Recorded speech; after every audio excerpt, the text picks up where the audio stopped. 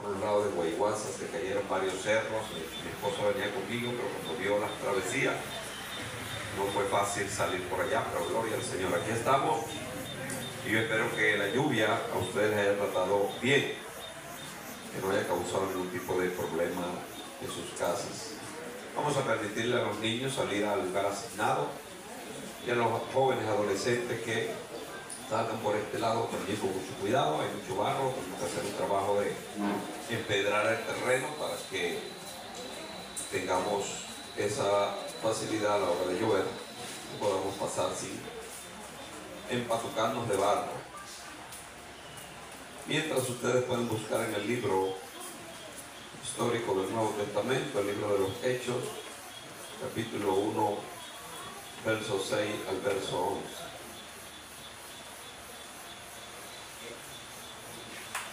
Gloria al Señor Jesús. Qué bueno eres, Señor. Maravilloso es tu nombre por los siglos de los siglos.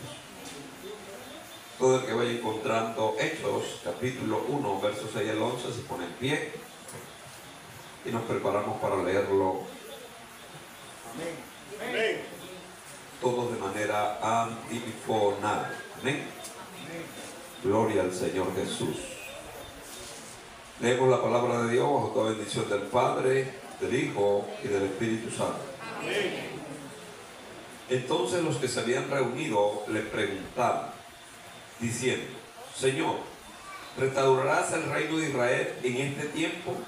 Y les dijo: no os toca a vosotros saber los tiempos o las razones que el Padre puso en su sola potestad. Pero recibiréis poder cuando haya venido sobre vosotros el Espíritu Santo, y me seréis testigos en Jerusalén, en toda Judea, en Samaria y hasta lo último de la tierra. Y habiendo dicho estas cosas, viendo lo que ellos fue alzado y les recibió una nube que le ocultó de sus ojos. Y estando ellos con los ojos puestos en el cielo, entre tanto que él se iba, he aquí se pusieron junto a ellos dos varones con vestiduras blancas, los cuales también le dijeron: varones Galileos, ¿por qué estáis mirando al cielo? Este mismo Jesús, que ha sido tomado de vosotros al cielo, así vendrá como la habéis visto ir al cielo. Aleluya. Gloria al Señor Jesús. Amén. Así como se le vio ir, así ha de venir el Señor. Pueden sentarse los que amablemente estaban aquí para leer esta escritura. Gloria al Señor. Ya han visto la dinámica de estas enseñanzas de Jesús, la naturaleza, Jesús, las mujeres, Jesús y los niños, Jesús y la religión, Jesús y los fariseos. Jesús es el calibrador, es el termómetro, es la medida para cada una de estas cosas. Y ahora quiero que veamos a Jesús y el pueblo de Israel. Amén. Jesús y el pueblo de Israel. Y al terminar esta enseñanza, quisiera que por lo menos usted supiera algunas diferencias básicas que existen entre Israel y nosotros como iglesia. Porque es bien posible que en algún momento usted haya oído algún predicador o leído algún material y hayan dado todos por igual, hayan hecho una mezcla homogénea según esa enseñanza y no hay diferencia. Pero vamos a ver Jesús y el pueblo de Israel, porque precisamente Jesús es el que va a hacer la gran diferencia, porque antes de él todos debían ser absorbidos por Israel. Viene Jesús y nos va a introducir grandes y maravillosas enseñanzas que hasta el sol de hoy, muchas de ellas están tan originales y tan potentes que no se asumen, no se resumen, no se reciben a la plenitud, porque cada una de estas cosas incluso tiene que ver con tiempos que se consumen para entender otras tantas. Pero por ahora quiero que vamos a Jesús como hombre en su esencia humana, haciendo la diferencia entre Israel y la iglesia del Señor. Y a propósito de la pregunta que le hacen, me van a disculpar porque me han caído varios palitos de agua. Gloria al Señor. Y he quedado un poco afectado, así que yo le sirvo al Señor a pie, en bicicleta, en moto, a caballo. Pero cuando tenga un carro bien bendecido, y si es posible una camioneta último modelo, ustedes, si ven que alguien me está criticando, le dicen: pastor, se venía a pie para el templo. En el nombre de Jesús, porque ya yo lo he visto como Dios siempre hace en el futuro. Pero por ahora le servimos con gripe, lluvia, mojado, los pies llenos de barro, pero gloria a Dios, un privilegio, no es una queja, no es para que alguien sienta lástima, no. Le estoy diciendo porque vienen grandes bendiciones. Y usted, si vivió las bendiciones pocas, cuando lleguen las grandes no se va a asustar, va a ser de bendición para usted. Pero gloria al Señor, que ustedes y yo entendemos. Yo quiero que veamos a propósito la pregunta que hacen los discípulos. Le hacen la pregunta a Jesús, que es extraordinario. Ellos calculaban, ya ellos sabían que Jesús se iba a marchar, porque el Señor les venía diciendo, incluso antes de morir, esto fue 40 días de su resurrección, antes de morir, Él les estaba hablando de que se tenía que ir, de que tenía que irse y luego venir. Ellos están preocupados porque ellos dicen: pero ven acá, y el reino de Israel, pero tú eres el Mesías, ya diste evidencia fehaciente, estamos claros y precisos que tú eres el Mesías. Después de la resurrección me refiero, porque incluso antes decían: Señor, tú eres el Mesías, pero tenían sus ciertas dudas. Pero cuando lo vieron resucitado, ahí no hubo vuelta atrás. Y cuando fueron sellados por el poder del Espíritu Santo, no solamente estuvieron dispuestos a vivir, sino a morir por Cristo.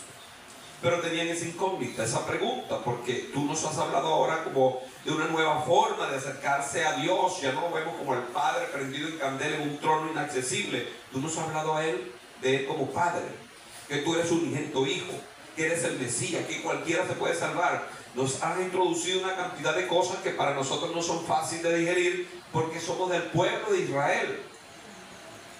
Ellos le hacen esta pregunta y les dijo... Ellos le hacen la pregunta en el verso 7 y les dijo: no os toca a vosotros, mejor dicho, en el verso 6 comienza la pregunta. La respuesta, que es lo que quiero, en el verso 7 dice: y les dijo: no os toca a vosotros saber los tiempos y las sazones que el Padre puso en su sola potestad. Y estaban diciéndole en pocas palabras una pregunta requeritoria al Señor, de que les dijera qué iba a pasar con el pueblo de Israel. Porque es bueno que ustedes sepan, hasta el sol de hoy, el pueblo de Israel es el reloj profético para el mundo entero. Que si usted conoce lo que pasa en Israel y sabe atar cada cabo y cada hilo en su lugar, usted va a saber qué tiempo estamos viviendo. Porque el pueblo de Israel no ha dejado de ser eso. No ha dejado de ser la nación, la cual indican los grandes eventos que han de acontecer. Pero ¿cómo se estableció esta nación? ¿Cómo se estableció? ¿Quién la estableció? Como sabemos, nación, la palabra nación para todas las naciones indica que nacieron, tuvieron un origen, ¿verdad que sí? Algunas incluso nacieron por circunstancias, otras por problemas, otros porque el territorio se dividió y quedaron de un lado y se llamaron de esa nación, de esa raza. Pero de las múltiples naciones que la Biblia nombra, por lo general, esas naciones nacieron de Dios, y del pueblo de Israel no tenemos duda de eso, que el pueblo de Israel nació de la voluntad de Dios. Amén. Específica. Ya ustedes han oído y hemos hablado en muchas ocasiones la voluntad de Dios establecida y la voluntad de Dios permisiva. Hay muchas naciones que están establecidas por la permisología de Dios, pero hay otras naciones que están establecidas por la voluntad de Dios. ¿Entendieron eso? Cuando vea algunas naciones, que vamos a tener nuestra vigilia por las naciones, enfocándonos en nuestra Jerusalén, claro, pero vamos a orar por las naciones, cuánta población tiene Indonesia, cuál es la religión que comanda allí, cuál es el problema, y vamos a clamar específica y haciendo un bosquejo detallado de cada una de esas naciones. Por cierto, les invito, como todos van a participar, que usted se vaya enamorando de una nación. Es posible que usted se vea en el espejo y se ve como un chino. Que digo, yo voy a venir acá a ver cómo son los filipinos, porque me parezco no a un japonés, no a un coreano, me parezco más a un chino. De repente usted se dice: no, me parezco a un indio, no un indio de las Amazonas, sino un indio de la India. Y usted va y se enfoca: voy a investigar, porque a mí me dice que mi raza viene de los portugueses, y usted empieza a investigar Portugal, y usted se va empapando, y cuando le toque ese día orar para que esta nación sea bendecida, usted va a orar con razones de causa, con conocimiento de causa. Pero ahora le estoy diciendo que las naciones del mundo, sin duda alguna, Dios las ha permitido en la tierra y algunas las ha establecido, que es el caso de Israel, la nación que nos atañe. Ustedes saben lo que sucedió por allá en el capítulo 12 de Génesis, cuando en el 11, 12, allí en esos capítulos se nos narra de que el hombre quiso establecerse en un lugar bien amplio y no moverse de allí. El Padre, Dios creador, le había dicho: expándanse por toda la tierra, porque la tierra es muy amplia y necesito que la abarque.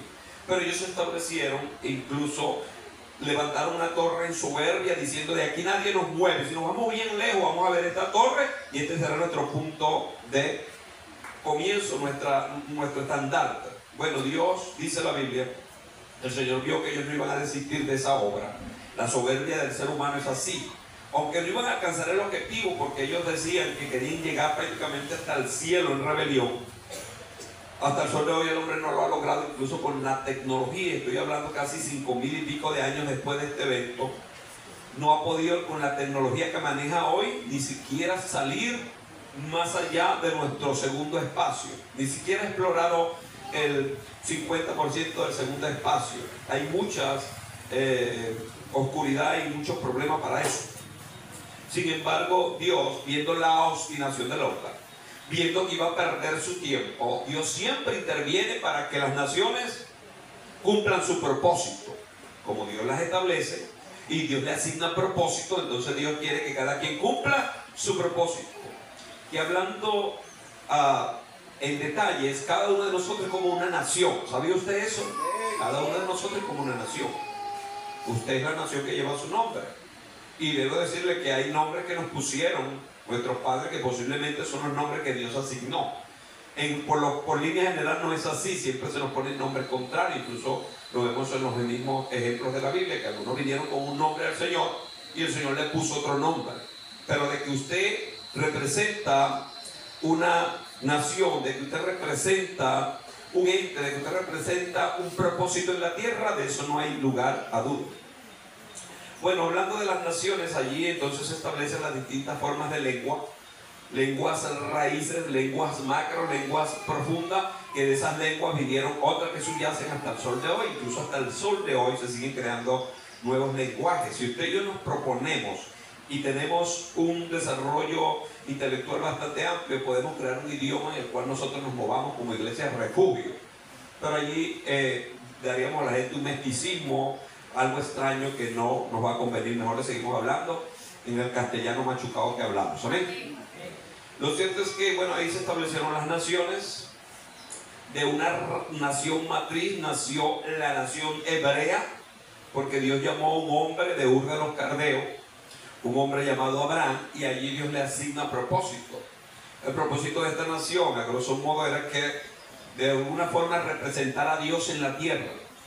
Para representar a Dios en la tierra tenían que tener sus dictámenes, sus leyes, sus establecimientos. Lo dejó Dios a merced de un tiempo, quizás unos 400, 500 años, hasta que los llamó como nación. Estaban ellos cautivos en la tierra de Egipto. ¿Se acuerdan? Como habla Éxodo, estaban cautivos por 430 años en la tierra de Egipto. Dios los llama, ya eran una nación, solo que no tenían identidad para seguir, para moverse. Ellos estaban allí con la idea del Dios invisible, pero viendo muchos dioses que el hombre había creído, en la cuna de los dioses llamada Egipto, mucho más. Entonces Dios los saca de allí, llega al Sinaí, le establece la forma en que Él tiene para que se acerquen a Él, para que lo adoren y para que le sirvan. Entonces el pueblo de Israel ya empieza a tener un formato. Ahora bien, tiene una identidad, tiene un formato de vida de cómo se va a acercar a Dios y cómo va a tratar a su próximo, pero no tiene territorio. Ahora, ¿quién es el dueño del territorio y del globo terráqueo? El Señor de Jehová, la tierra. El Señor Dios Todopoderoso. De hecho, les mandó a que tomaran las tierras. Por eso digo, en algunas las permitió y en otras las estableció. Israel no podía andar a la vuelta al buen del tiempo, a la merced del tiempo al tambo. Israel tenía que tener establecido un lugar. Dios, en su soberanía y sapiencia, dijo: tiene que ser en Canaán, donde dijo, por cierto, cuando les reveló a ellos que esa tierra fluía leche y miel. era una tierra bendecida. Si usted ve en algún detalle, cuando Dios le está diciendo a Moisés, esa es la tierra que yo cultivé personalmente, es como que si Dios guardó ese pedazo de terreno y lo cultivaba como un jardinero cuida sus flores y baña y pone las cosas y abona y está pendiente. Eso era para Dios Canaán y sigue siendo, solo que ya no tiene el brillo que tenía en esas etapas primarias. Sin embargo, bueno, Dios de manera extraordinaria y milagrosa los estableció en la tierra de Canaán. Se establecen en la tierra de Canaán. Ustedes saben los múltiples problemas que hubieron, que Israel lamentablemente cometió. No cumplieron al pie y a la letra el pacto que Dios hizo con ellos. Un pacto de bendición y un pacto de maldición, así era. Ustedes lo pueden ver en el capítulo 28 de Deuteronomio. Dios le dice, si usted oye mi palabra y la cumple, vas a ser bendito en tu casa, bendito en tu dispensa, bendito en tu entrada, bendito en tu salida, bendito a tus hijos, bendito a tu tierra, bendito a tu lluvia, todo iba a ser bendición. Pero si ustedes no oyen mi palabra y no las hacen, lo contrario, será maldito aquí, maldito allá, maldito por acá y maldito. Es dura la palabra, pero es una realidad que habla que quien se aparta de Dios no tiene el favor de Dios y recibe el daño y el juicio por causa del pecado. Israel no logró el objetivo. Sin embargo, Dios nunca perdió su propósito originario, porque algunas personas no entienden que cuando Dios dice algo de alguien y lo sella en un pacto, eso se va a cumplir, llueva, truene o relampaguee.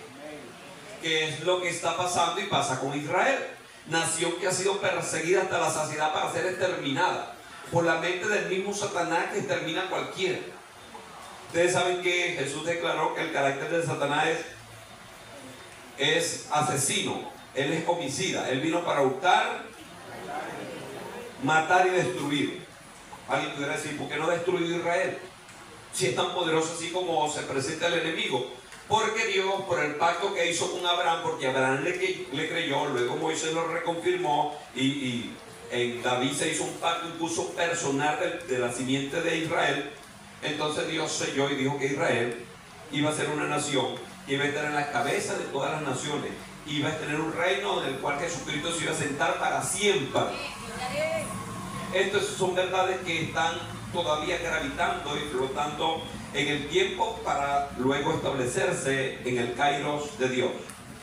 Entonces todas estas cosas se las digo para que si alguien te ha dicho que debes y puedes menospreciar a Israel, no lo hagamos nunca. Que tienes que maldecir y maltratar a Israel, no fluya de tu boca palabra dura contra Israel. Bendícelo, haz un análisis que tenga que hacer. Precisamente hace 2 o 3 días retomaron la guerra terrible que tienen en su mismo territorio, en Gaza, y están cayendo bombas en escuelas, en hospitales, y eso está haciendo que Israel se haga abominable, que la gente lo rechace y lo odie. Nosotros hacemos el análisis y sabemos que eso no está bien, pero no tenemos licencia para maldecir a Israel, nunca. Quien lo hace se mete en un lío con Dios, porque Dios atiende a sus hijos y Él en su soberanía sabe cómo va a hacer las cosas, nosotros no. Ahora bien, todas estas cosas para que no maldigamos a Israel, no lo menospreciemos, pero tampoco lo exaltemos hasta sobrepasar los límites que Dios estableció. Porque Jesús e Israel nos va a ayudar a entender que Israel tiene un sitio, Israel tiene un pacto, Israel tiene unas promesas, pero la iglesia que nació en los lomos mismos de Jesús tiene otro pacto, tiene otras promesas, tiene otros sitios. Así como cada nación, Dios le asigna un territorio. ¿Qué territorio nos asignó Dios a nosotros como la iglesia? ¿Dónde está ese territorio? Gloria al Señor. Estoy hablando con los estudiantes que ya saben esto como pan comido. ¿Dónde está nuestro territorio como iglesia? En el cielo, donde nuestro maestro nos dijo, les voy a preparar morada en la casa de mi Padre. O sea, como le estaba diciendo que cada nación, Dios le asigna un lugar, sobre todo Israel, pero lo dije muy rápido, le asignó un lugar en Canaán. Nosotros ahora tenemos acceso y tenemos un lugar, tenemos una ciudadanía en un lugar. ¿Pero dónde está ese lugar? Ahora, no podemos estar en la tierra, si la tierra es nuestra toda. Por eso les digo, cuando enseñamos misiones, antes eran unas misiones muy locales, que nosotros somos dueños de Puerto Cabello, el municipio. No, usted como creyente en Dios, hijo del Dios Altísimo, el globo terráqueo le pertenece. Amén. Gloria a Dios. La Biblia dice: de Jehová es la tierra y su plenitud, el mundo y los que en él habitan. Pero como ya nosotros hemos respirado a Dios y le conocemos en su palabra, ¿qué queremos? ¿El globo terráqueo o las moradas eternas? Nosotros no somos tan tontos como lo ven. Que el pueblo de Israel se quede con todas las tierras que quiera. Nosotros tenemos un pacto más extraordinario. Ahí vienen las diferencias. Una cosa se le asignó a Israel, otra se nos asignó a nosotros. ¿Quién es el que hace la extraordinaria diferencia y nos enseña de manera bien detallada estas verdades? Jesucristo. Jesucristo. Ahora bien, el pueblo de Israel, importante, como les digo, no lo vamos a menospreciar, pero tampoco lo vamos a exaltar para creernos que nosotros somos un bicho de uña, un aparatico, una cosa loca. No, nosotros somos la iglesia de Cristo. Que ahora mismo Cristo está tratando, ya desde hace 2000 años, está tratando directa y exclusivamente con su iglesia. Lo que Israel dejó de hacer, la iglesia lo está haciendo. Conquistar a las naciones para Cristo. Ellos no aceptan porque ellos tropezaron con esa piedra, la piedra angular del edificio, Jesucristo mismo. De hecho, ustedes saben que ellos fueron los que lo crucificaron. Fueron dos naciones que estaban a la cabeza y ahí estamos todas las naciones.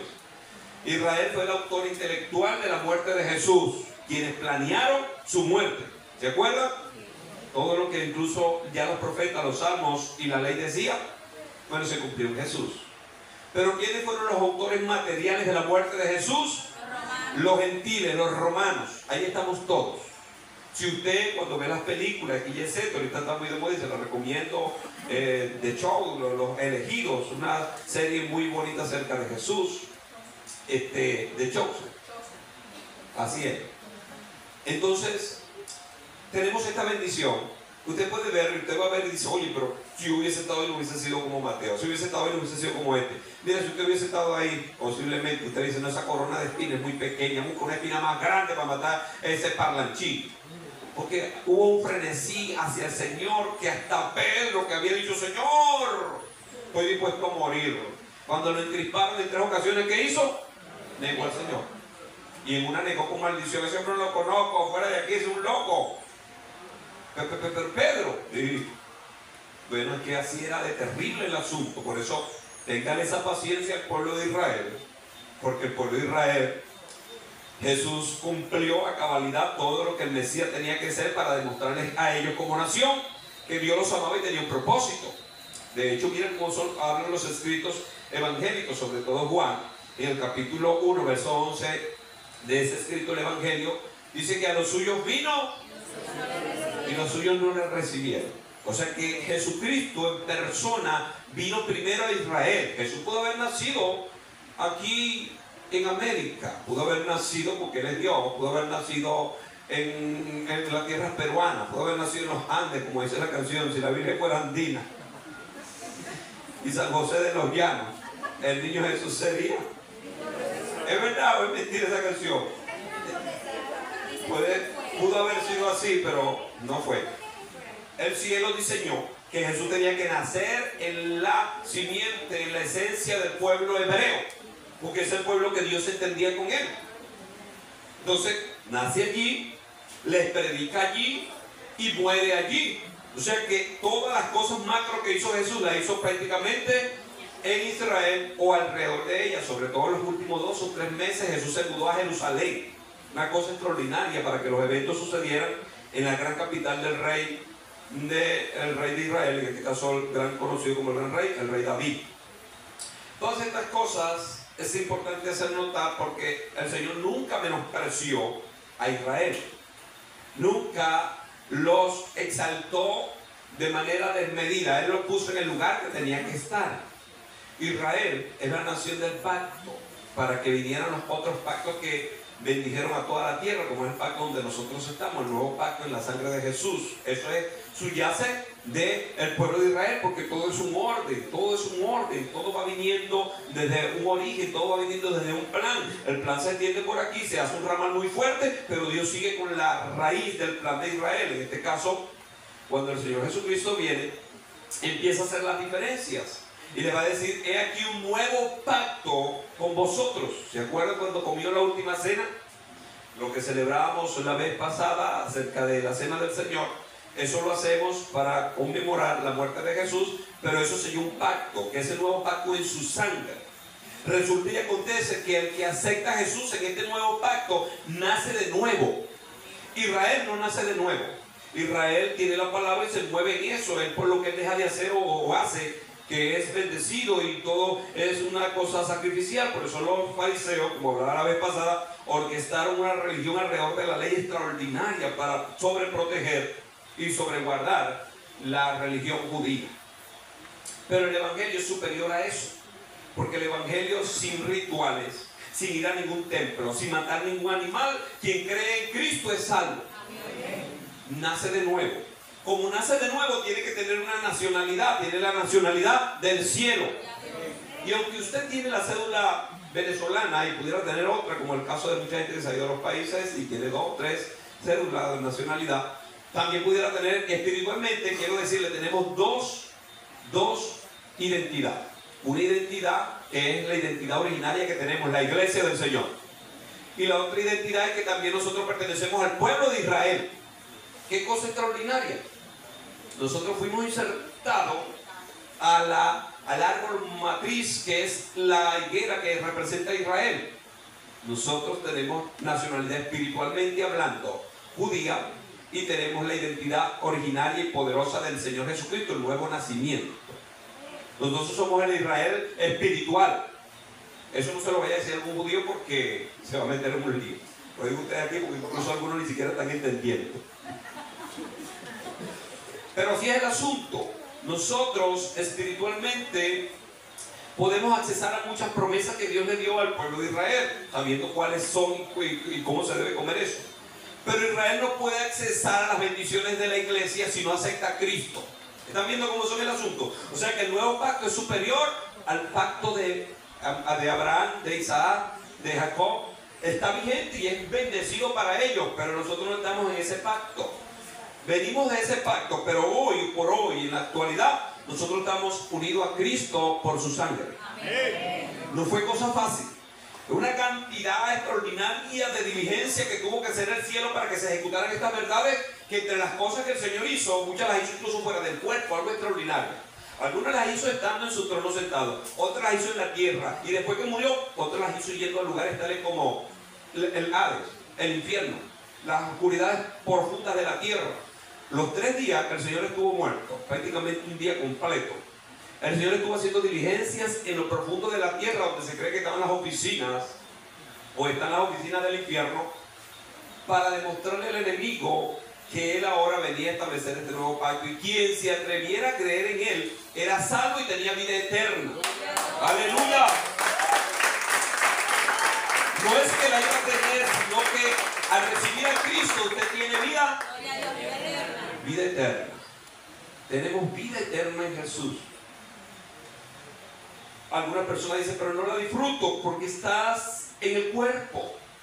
¿Quieres disfrutarla? Soy radical con esto, tienes que darte un tiro en la sien, pero no te lo des porque te vas a suicidar.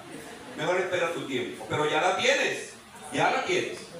Así que cuando te toque pasar por algunos eventos de estos normales que se pasan en la tierra, enfermedad, tragedia y pálida de contar, cuando le toque pasar por algún evento que ya no tengas esperanza de vida, por favor no te aflijas como los que no tienen esperanza, porque usted tiene vida eterna. ¿Usted tiene vida eterna, sí o no? Sí. ¿El pueblo de Israel tiene vida eterna? Tiene un pacto con el Dios eterno. Y los que guardan la ley califican para tener la vida de Dios. Pero la vida eterna, a las dimensiones que le entregó Cristo, única y exclusivamente, recibiéndole como Señor y Salvador. ¿Y usted lo ha hecho, sí o no? Amén. Lo hemos hecho y queremos que una gran multitud de gente lo haga. Por eso, por favor, no dejen de invitar a las personas, no dejen de buscar a la gente, no dejen de insistir con el Evangelio, porque si ellos nacen de nuevo, es una persona que ahora tiene la garantía del cielo, de la vida eterna. Y de otras tantas cosas que hemos hablado en otros temas, pero haciendo un poquito la diferencia. Y no siendo presuntuoso, porque así es una línea muy delgada la que se camina cuando uno habla de Israel y la iglesia, que en algunos casos se entremezclan, que parecen indivisibles, y en otros casos se ve que se amplían y hay una gran brecha, pero es así de bien minucioso esta enseñanza que debemos nosotros tener acerca de Israel.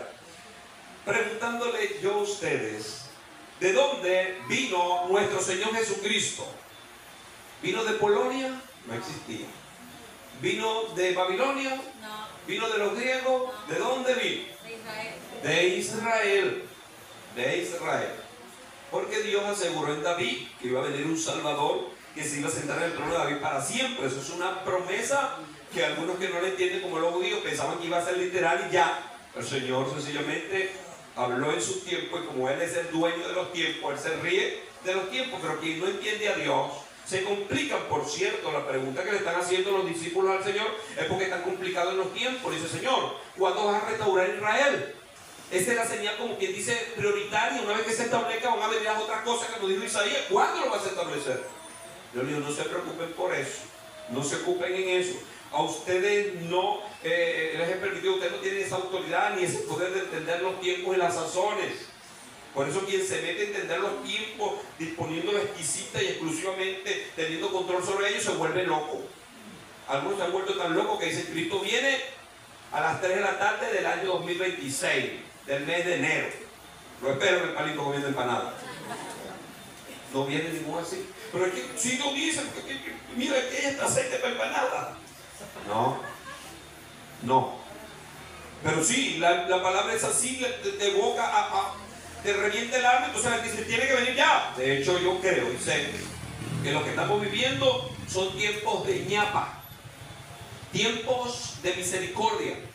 Cristo debió haber venido, según todo lo que la Biblia dice, en el año 1948, o en esa década de los 40, luego los 50.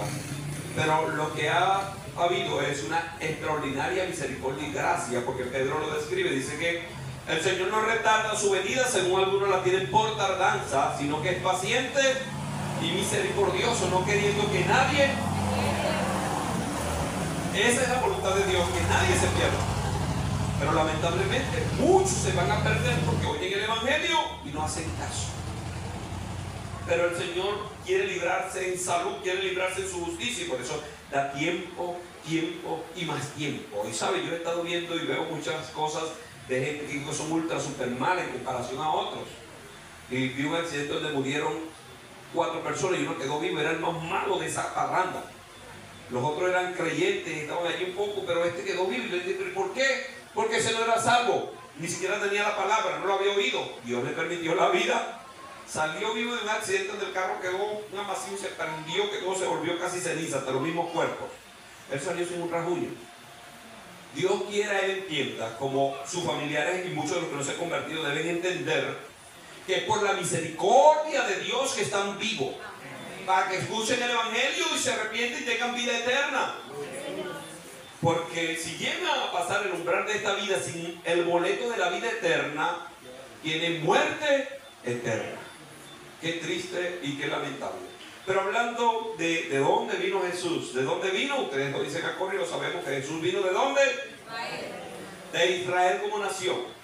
Luego Dios especificó de la tribu de cuál, de la tribu de dónde, de Leví. Son los que me adoran y me sirven, pudieron venir de allí. Hay un hombre llamado David que me sirve y me ama y tiene el corazón conforme a mí, me va a hacer un templo aquí, etc. A ese hombre le voy a asegurar que su familia se va a sentar en un trono eterno, en este caso en Jesús. Y entonces Jesús vino de la tribu de Judá. Jesús vino de la tribu de Judá. Si nosotros habláramos de los apóstoles, ¿cuántos apóstoles eran? 12 apóstoles, no importa, no tengan miedo, incluyamos a Judas, el Señor fue que lo escogió. 12 apóstoles. ¿De dónde eran esos 12 apóstoles? Griegos, macedonios, eran hebreos, la mayoría de tribus bien originarias de Israel. Hebreos, eran hebreos. O sea, Jesucristo hebreo, los discípulos hebreos. ¿Dónde se predicó el evangelio extraordinario y bueno por primera vez en la tierra? ¿Dónde? En Israel. En Israel. Todas estas cosas están sucediendo en Israel. Fíjense, el Señor Jesucristo dijo en muchas ocasiones, y en una específica dijo: si en Israel hubiera la fe que tiene esta mujer, la sirofenicia, y el otro que era un oficial romano, ¿qué cosa no haría el Padre con ustedes? Pero no tienen la fe. Pero no por eso el Señor le menospreció al permitirle ver tantas cosas, al punto de que muchos de los israelíes fueron testigos presenciales de que el Padre le habló a Jesús directamente del tercer cielo a la tierra. Ellos fueron testigos presenciales. Y por cierto, en esta serie llamado ¿cómo? De Chosen, los elegidos. No, porque puedo decir de Chosa. O lechoso, bueno, de Chosen. Los elegidos. Pasa una escena que unos amigos nos invitaron a verla al cine. Gloria al Señor, ellos pagaron todo. Fuimos el martes antes pasado, extraordinario, una pantalla con algo que parecía que uno caminaba con Jesús y muy extraordinario. Bueno, la voz que sale del cielo es extraordinaria, es algo como esa gente.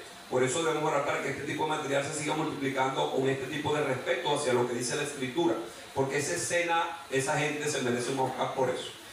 Hicieron que el Padre hablara en un trueno extraordinario y todos oyeran, y efectivamente la Biblia describe cómo quedó el público. Algunos decían, ciertamente el Padre le habló, otros decían, no, fue un trueno, porque en verdad eso fue algo terrible que casi abrió y rompió el templo en dos.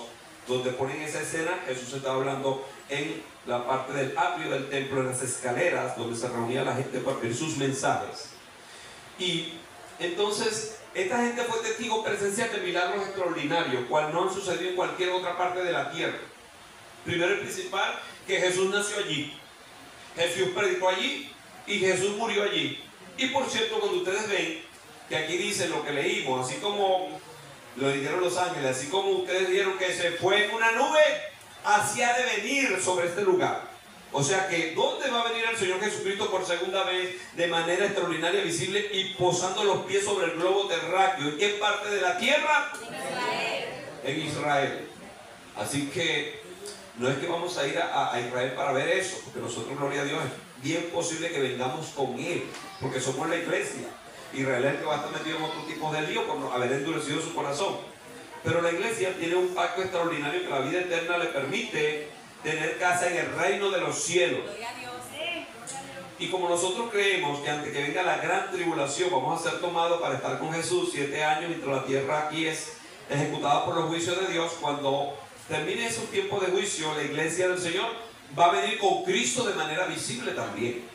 Van a haber mucha gente que Dios en su soberana sabiduría, soberano plan y misericordia los tendrá anotados, pero de lo que sí sabemos, ángeles y la iglesia de Cristo van a venir en ese momento a establecer un reino visible, palpable en Israel, en Jerusalén como capital. Al punto de que hay muchas cosas que ahorita suceden que a algunos le pudieron traer ciertas nebulosas o ciertas confusiones. Por ejemplo, que hay Israel ahora mismo y Jerusalén está dividida. Una parte le pertenece a los palestinos, que son de religión árabe, son de la simiente incluso de los semitas, son de esa gente del tiempo pasado, de los lomos de Abraham incluso.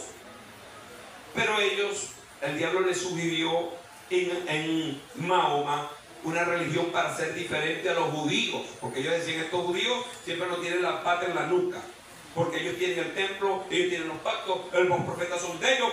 Y Mahoma, el diablo les metió en la cabeza y dijo, voy a crear una religión que se parezca al judaísmo, pero con esto voy a hacer que las naciones no tengan que estar ligados a Israel. Y crearon esta anomalía llamado el Islam.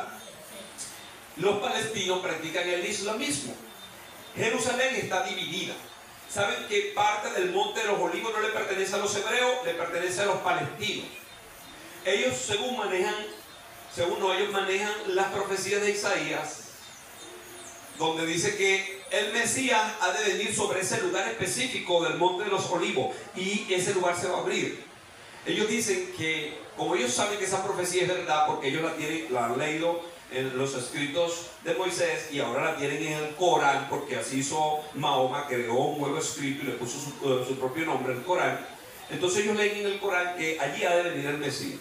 Como ellos, esa parte les pertenece a los palestinos, la división que se hizo en los años yo no sé cuánto, cuando los que regían en ese momento, que eran los ingleses, dividieron esa tierra, le dieron una parte a Israel, dijeron 2 naciones con una capital. Eso es un gran problema. Hasta el sol de hoy se están echando plomo y están en esa mortandad que hay por ahí, lamentablemente. Israel entró antier con todos los hierros a desarmar lo poco que quedó, porque bombardearon eso hasta la saciedad. Pero entonces todavía esa parte, porque ahí no está la guerra está en la franja de Gaza. donde estaba el grupo Hamas, que es el enemigo número uno terrorista hacia Israel y hacia todos los intereses contrarios a ellos. Bueno, esa parte de Jerusalén, que está aparentemente en paz, le pertenece a los palestinos. Ellos dicen que como la profecía dice que el Mesías va a descender sobre ese lugar, ellos pusieron un cementerio, tienen un cementerio allí. Entre las cosas que ellos manejan, cuando se le preguntaba a un gran mentor de este tipo de religión, un imán, eso tiene su nombre, un imán mínimo, hay otros nombres que le dan otro tipo de calificativo, de títulos, de posiciones. Bueno, este imán dice que ellos saben que la profecía dice que el Mesías debe descender allí. Pero como ellos dicen que el Mesías es tan puro y limpio y que no puede tener contacto con muertos porque el Mesías es consagrado, es un nazareo, ellos sembraron ese cementerio ahí para que el Mesías no pose sus pies allí. ¿Ustedes creen que el cementerio va a detener a Jesús? No, nada. Ni bombas nucleares, que eso va a ser más terrible. Cuando el diablo sepa que le queda poco tiempo y sabe que el Mesías debe venir, porque el diablo maneja esta profecía mejor que muchos evangélicos. Cuando él sepa que le queda poco tiempo, que el Mesías viene desde arriba, él va a apuntar todas sus armas terribles y grandes hacia el cielo. Pero ni bombas atómicas, ni bombas nucleares, ni los armamentos que inventen. Ahora el boom es un láser extraordinario que puede desarmar una cosa en China, ¡boom!, a la fracción de la luz. Eso es lo que Israel, por cierto, está a la cabeza de este tipo de armas. Armas tipo láser, eso no es de ciencia ficción, está ya en boga. De hecho, están ellos suplantando la cúpula de hierro, que es un escudo misilístico, que cuando le lanzan un misil a ellos lanzan sus misiles. Los misiles ya están programados para una cierta distancia, que no llegue a Israel ningún tipo de daño. Ahora lo están suplantando por estos rayos láser, solo que están en etapa muy inicial, pero en la premura que tienen, porque esto destruye el armamento antes de que lo disparen. Imagínense, los misiles tienen que salir y cuando ya han recorrido cierto tiempo, que el escudo misilístico de Israel va y lo destruye. Pero si el diablo tiene ese armamento en pleno apogeo, cuando Cristo venga en gloria, no se preocupe, no hay rayos láser, no hay bombas nucleares, no hay escudo que ponga que detenga al Mesías, porque el Mesías viene con todo su poder a establecer su reino, al punto de que todo ojo le va a ver. Algunos dicen, no, que la compra es un celular, porque se vayan a quedar en la gran tribulación, decían algunos, porque de allí esa tecnología que le van a ver, no necesita tecnología. Dios no necesita tecnología para hacer sus eventos. Dios es la tecnología. En el aire está la potencia más grande que existe y el Señor va a obrar a través de todos estos poderes que existen. ¿Saben la cantidad de luces que hay? Nosotros manejamos algunas luces, manejamos algunos radios, algunos campos magnéticos, algunas cosas, pero muy tenaz. El ser humano, me refiero, a nivel de ciencia avanzada. ¿Quién es el que conoce todas las ciencias del mundo? Dios, porque las estableció. Cuando Jesucristo venga en gloria, va a descender sobre ese lugar y va a hacer una gran diferencia. Y no importa que ahorita estén los palestinos, mañana estén los judíos y después vengan los chinos, quien quiera venir, el Mesías ha de venir sobre ese lugar. Amén. Eso se lo prometió Dios a Israel, porque Israel va a estar a la cabeza de las naciones del mundo. Entonces, cuando usted, alguien le diga, tú vas a tener cielo nuevo y tierra nueva, sí, podemos participar de eso, pero nuestras moradas como iglesia están en el tercer cielo, no en el segundo, que hay espacio allí para poner múltiples galaxias, que hay tantas que el hombre ni siquiera maneja ni el 10% de eso. Pero no, nosotros no vamos a estar ni en el primer cielo ni en el segundo cielo. El pacto que Jesucristo hizo con nosotros, a diferencia de Israel, nos prometió morada. ¿Dónde? La casa del Padre. La casa del Padre. Así que si usted vive en una casa que se moja, una casa de tierra, o no tiene casa todavía, no se eche a morir como que si no tiene esperanza. Usted tiene una casa en el tercer cielo. ¡Aleluya! Y esto no es un adorno, no es algo ficticio, esto es una extraordinaria verdad. Por eso no deje de buscar su casa. No crea que porque le digo esto, bueno, entonces, como hicieron algunos evangélicos, en la etapa cuando yo creí, nos apartamos los estudios, del trabajo y de todo, a predicarle a todo el mundo, que todo el mundo se convierta, porque Cristo viene mañana. Y se quedaron pobres y después andaban por ahí dando lástima. Por eso no se construyeron grandes templos en esos tiempos. En la década de los 70, 80 y 90, la gente estaba por lugar en casillas y cuestiones. Ahora es que la iglesia ha despertado y sabe que necesitamos predicar en todo lugar y buscar a las almas, pero siempre teniendo nuestro propio sustento. El que trabaje, trabaja. De hecho, la Biblia nunca había dado licencia para no trabajar, solo que lo disponían de otra forma. Era bien compleja, no había grandes enseñanzas.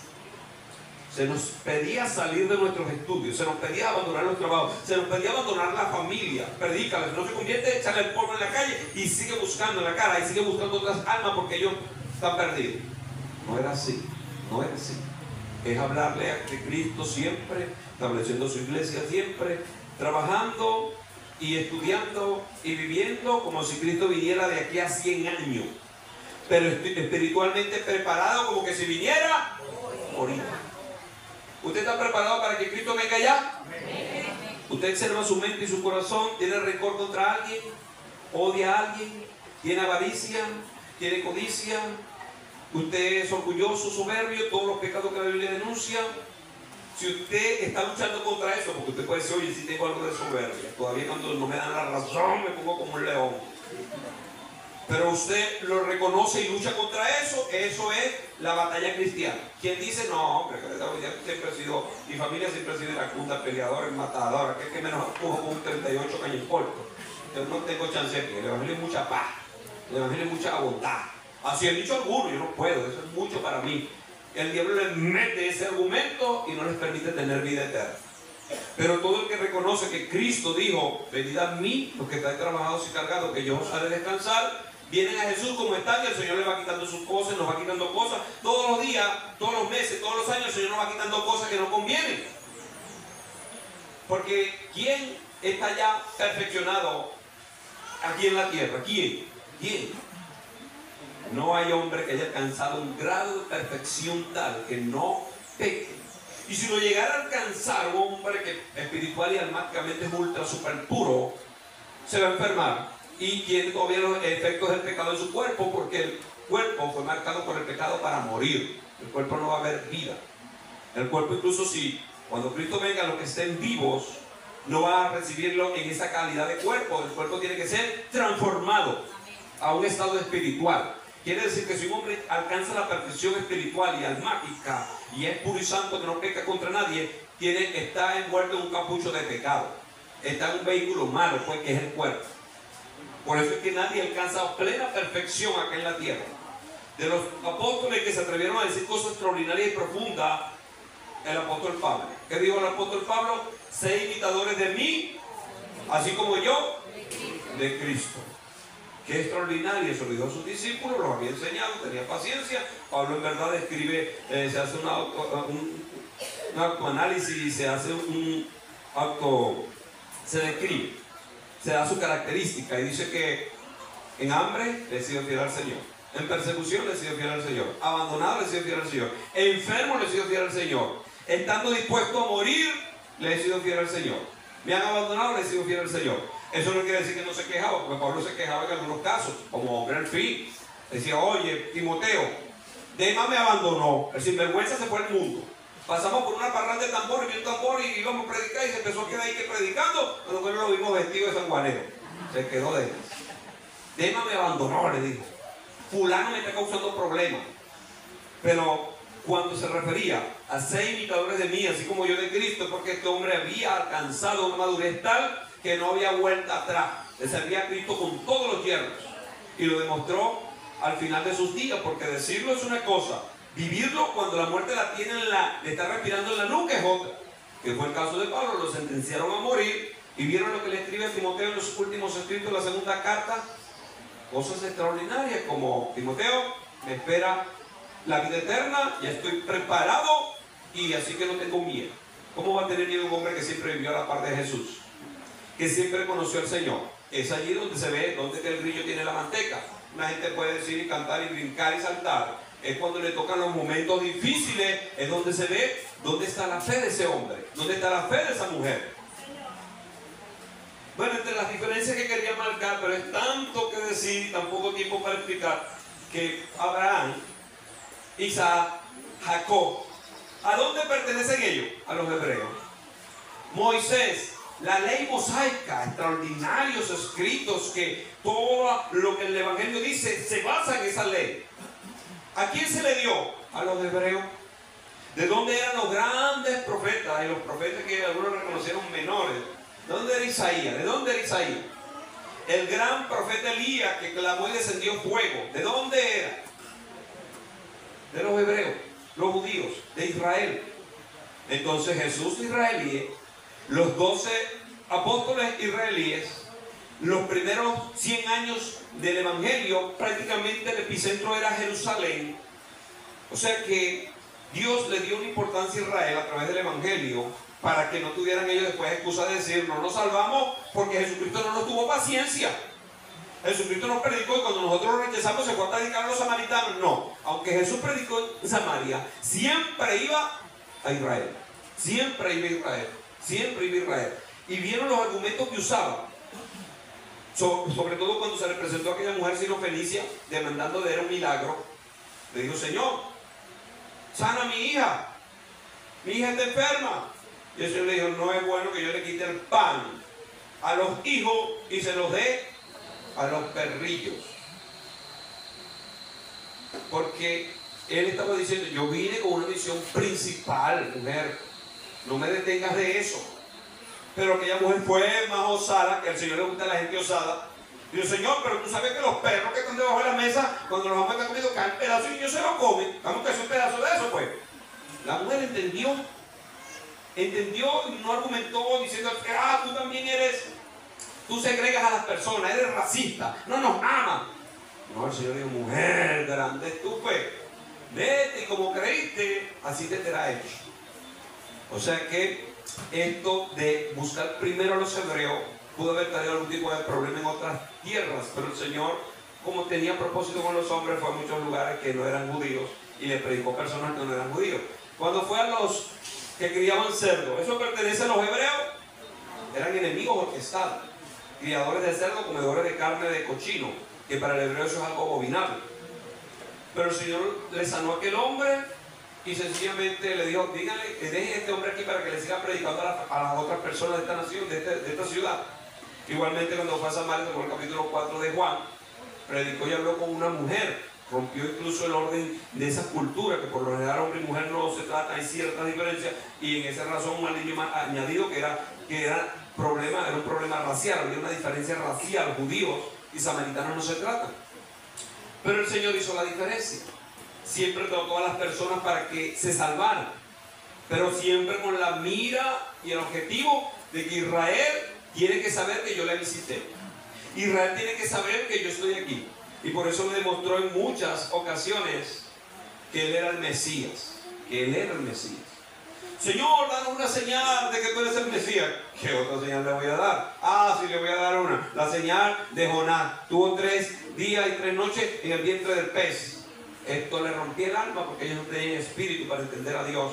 No querían entender a Dios. Pero el Señor con creces le demostró cuánto les amaba. ¿Vieron las veces que el Señor lloró por Jerusalén? Sobre todo en una cuando dijo, Jerusalén, Jerusalén, que matas a los profetas y a los que te son enviados. ¿Cuántas veces quise reunirte debajo de mis alas, así como las gallinas reúnen a su polluelo para protegerte? No pude, porque eres arisca, eres terca como una mula, huyes de mi gracia, de mi amor. Bueno, tendrás que pasar por los grandes juicios que el Padre tiene para que reaccione. Por eso es que la gran tribulación, entre los objetivos macro que tiene, es que Israel se vuelva a Dios. Se supone que usted y yo nos volvimos a Dios hoy. Sin embargo, como Dios trata con la gente, va a tratar con mucha gente en tiempo de la gran tribulación. Pero el objetivo número 1 va a ser Israel, porque esta nación ahorita no es salva. A la manera del Evangelio, no. A la manera de Cristo, tampoco, porque ellos no quieren aceptar a Jesús. Ellos saben de la historia de Jesús y la saben, porque ellos no pueden detener, aunque intentaron detener el Evangelio, la cristiandad, no pudieron. Miren lo que dice uno entre los senos del fariseísmo, que era como quien dice el cuidado, la protección, la sobreprotección que habían puesto sobre la nación hebrea. Uno llamado Nicodemos, ¿cómo se llamaba el que entrenó a Pablo? Gamaliel. En una reunión farisaica donde estaban debatiendo de matar a Jesús, él dijo, señores, analicemos la historia reciente de nuestro pueblo. Se levantó un tal Teuda, reunió un poco de gente, le siguieron, lo mataron a él y se disolvió el grupo. Se levantó otro igual.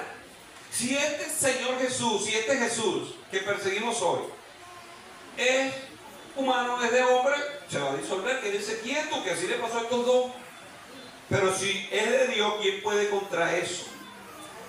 Y era verdad. Era un hombre un analítico bien profundo. Posiblemente se convirtió al Señor porque tenía una sabiduría y una forma de jugar la cosa que siempre se inclinaba hacia Dios. Bueno, ellos sabían que este Mesías le había dado todas las señales, pero obstinadamente por su religión, porque no aceptaban que ahora no era a través de la ley, sino a través de la gracia, esto le causó problemas.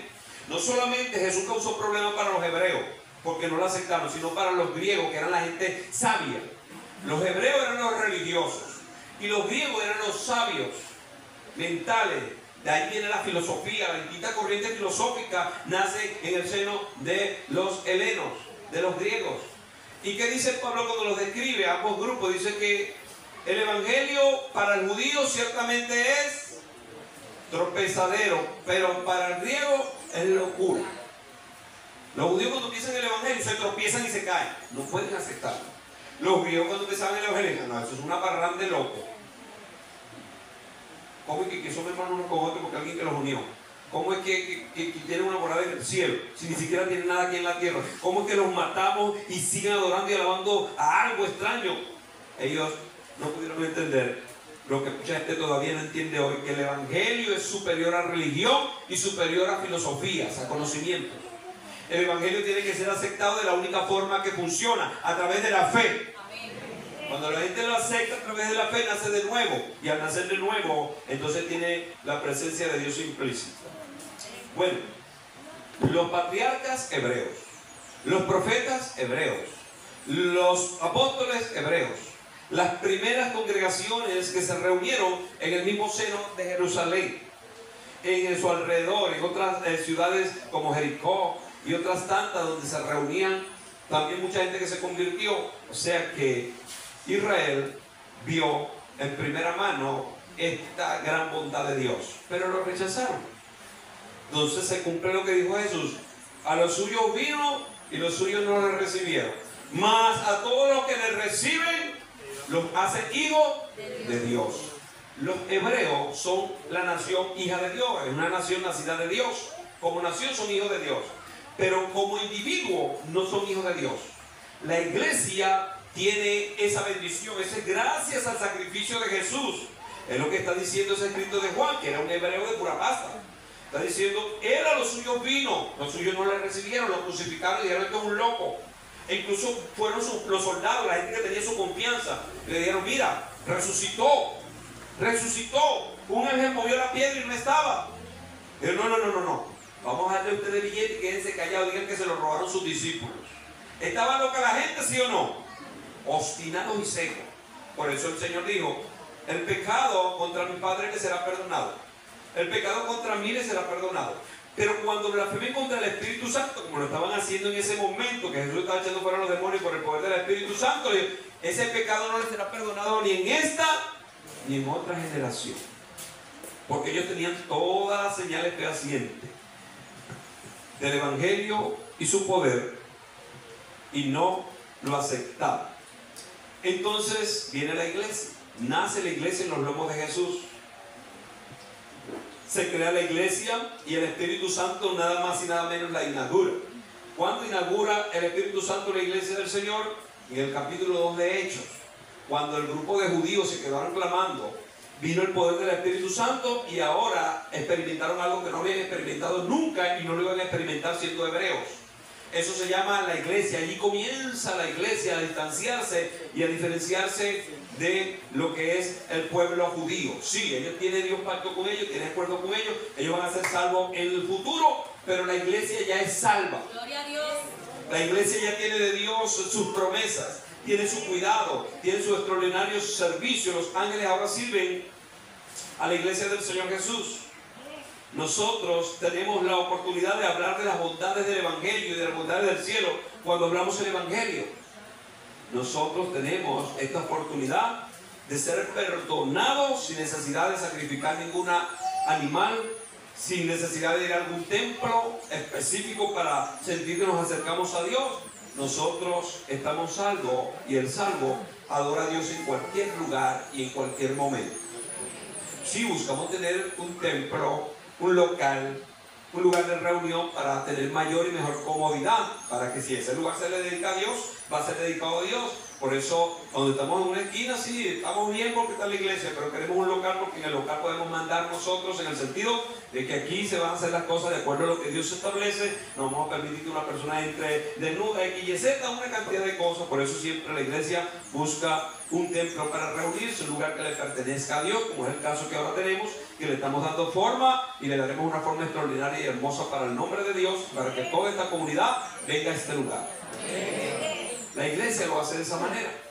El pueblo hebreo tiene sinagogas, se mueve en el mundo entero a través de sinagogas enseñando la ley. Resulta y acontece que hay un grupo de personas que, siendo aludido o siendo seducido por la enseñanza de los hebreos, hoy se hacen llamar cristianos, mesiánicos. Y ellos, en algunos casos, albersan los grupos cristianos. Hay un rebrote de este grupo a nivel de la nación venezolana y de Latinoamérica, que es posible que usted se los encuentre por allí. Aquí hay una célula, está matizada y dominada por mujeres, donde ellos están reinterpretando la ley y hablando de cosas extraordinarias, como que cuando Jesús dijo, no oren de pie, sino que entre en tu cuarto y no pueden orar de pie porque eso es una hipocresía, y que la Biblia tiene que ser interpretada de manera muy literal, en algunos casos cayendo otra vez en el espíritu farisaico, que interpretaban las cosas del Señor literal a su forma, porque no literal a la forma de Dios, porque hay una forma literal a la forma de Dios.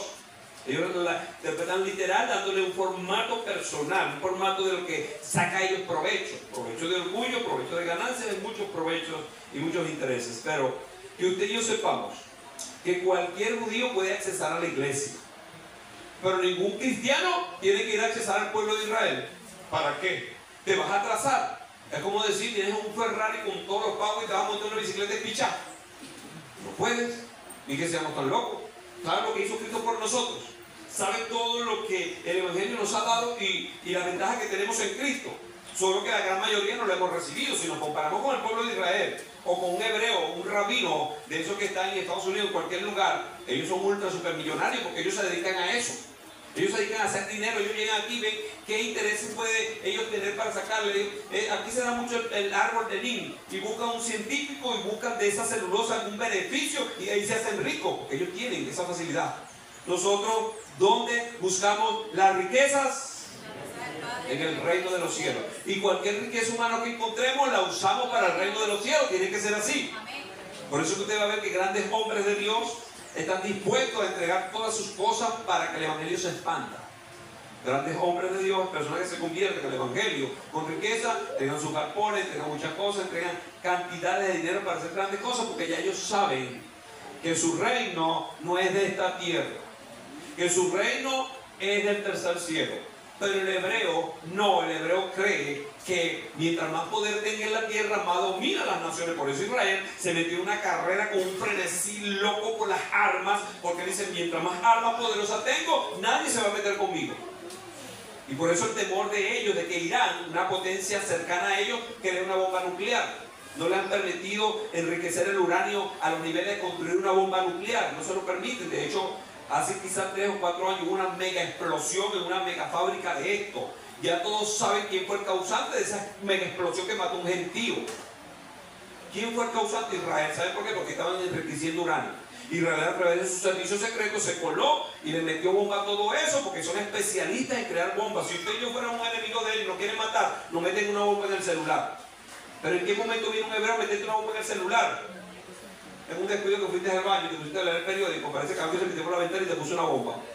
Oh, yo no lo vi. Así de especialistas son esa gente. Mataron a más de 2.000 personas poniéndole bombas en sus walkie-talkie, en sus teléfonos, en sus buscadores personales, y en un solo momento lo hicieron explotar todo. Ellos dijeron, ¿en qué momento estos artefactos estuvieron en la mano de los hebreos? ¿Cómo le pusieron bombas que pudieron ser tan dañinas para matar gente? Porque ellos se especializan en ese tipo de cosas. ¿La iglesia se especializa en ese tipo de cosas? No. Jesús nos dijo, si te da un golpe en la mejilla izquierda, el hebreo dice, si viene tu enemigo, huérale la cabeza y te comes el resto. Para que aprendan que aquí lo que mandamos somos nosotros. Por eso es que ellos siempre tropezaron con el Evangelio. Por eso es que ellos no pueden aceptar que Cristo es el Salvador, porque ellos esperan un Mesías perdido en candela con una multitud de ángeles que los ponga a la cabeza de las naciones. Y no es así. Jesús no nació en un gran palacio, no nació en la casa de Caifás ni de Anás, que ellos tenían sus palacios personales. Nació en un establo y fue puesto en un pesebre. La ley, la profecía decía, pero ellos lo habían interpretado a su forma. Qué extraordinario, hermanos. Jesús, Israel tiene su parte 2, porque todavía no he dicho lo que quiero decir acerca de cómo Jesús dispone a Israel en su posición y cómo nosotros la iglesia. He dicho algunas cosas, pero quiero decir algunas otras más, y por eso quiero tener la parte 2 de esta enseñanza de Jesús e Israel. Y vamos a ver por qué Israel está como está hoy, y por qué la iglesia está como está hoy, y por qué la iglesia tiene estos beneficios de Dios hoy, porque Israel ahora está stand-by, está en un tiempo allí estático, no está operando Dios ahora. Cuando la iglesia sea tomada, entonces Dios empieza otra vez a tratar de manera directa. Sigue tratando con Israel, pero no de manera directa, de manera indirecta, a través del pueblo de Dios. Muchos hebreos se han convertido a través de la prédica. Muchos se siguen convirtiendo. Les he dicho que escuelas rabínicas de potencia muy grandes en Estados Unidos y en Israel mismo se han dado cuenta que Jesús es el Mesías, que tiene todas las de la ley. Incluso como ellos manejan tiempo, dicen, era exclusivo y absolutamente el tiempo más oportuno para que viniera el Mesías. ¿Sabe cuándo era? Cuando Jesús nació. Ya ellos se están dando cuenta de esto. Ellos manejan los tiempos y dicen, porque en este tiempo no convenía, en este tampoco, allá es muy lejos. Debió haber sido aquí cuando los romanos estaban como imperio, porque las profecías de Daniel dicen que era allí. Todo está dado, pero como ellos tienen los ojos velados, que Pablo lo describe y dice que Israel fue endurecido en parte para que la salvación llegara a nosotros, algo que le rompe la cabeza a muchos. O sea, que Dios le puso el corazón duro a mi hermana Carmen para que no se convirtiera, para que se convirtiera a la vecina. ¿Cómo es eso? Eso entra en la sapiencia de Dios, pero usted y yo recibimos el beneficio. Los hebreos eran tan obstinados que no le iban a predicar nunca el evangelio, no le iban a permitir, entrar y accesar a ellos. Ellos iban a poner múltiples leyes y leyes y leyes. Dios, que es amor misericordioso, lo hizo de esta manera. Que cualquiera que escuche el evangelio en cualquier lugar, recibe la palabra y cree, es salvo y tiene vida eterna. Gloria a Dios. Pónganse en pie.